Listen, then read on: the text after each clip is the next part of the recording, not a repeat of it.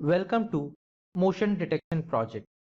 In this lecture, you will learn how to use a motion sensor which will detect motion when you open the door. Once the motion is detected, the buzzer will get enabled and in the same time, the red LED gets on. And if no motion is detected, that means the door is closed. In that case, buzzer is disabled and even red LED goes down. Let's take a look at this project.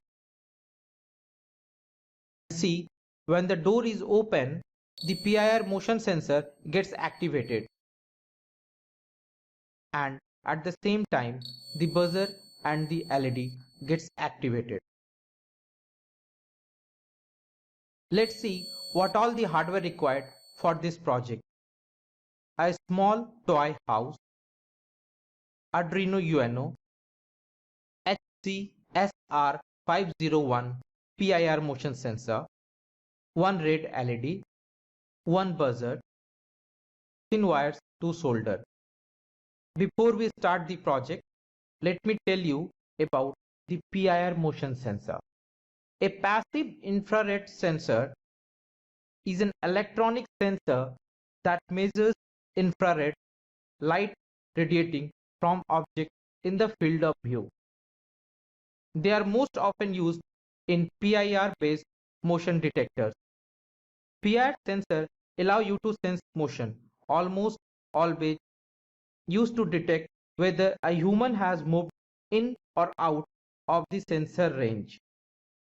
They are small, inexpensive, low power, easy to use. For that reason, they are commonly found in appliances and gadgets used in home or businesses. They are often referred as passive infrared, pyroelectric, IR motion sensors. PIRs are basically made of pyroelectric sensor, which you can see above as the round metal can with a rectangular crystal in the center, which can detect levels of infrared radiation. Everything emits some low level radiation, and the hotter something is, the more radiation is emitted. The sensor in a motion detector is actually split into two halves.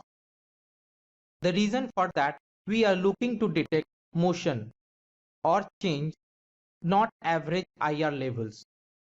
The two halves are wired up so that they cancel each other out. If one half sees more or less IR radiation than the other, the output will swing high or low. Here you can see we have already attached the PIR sensor, buzzer and LED and made a solder connection with the wires. Refer the circuit diagram how to connect it to the Arduino board.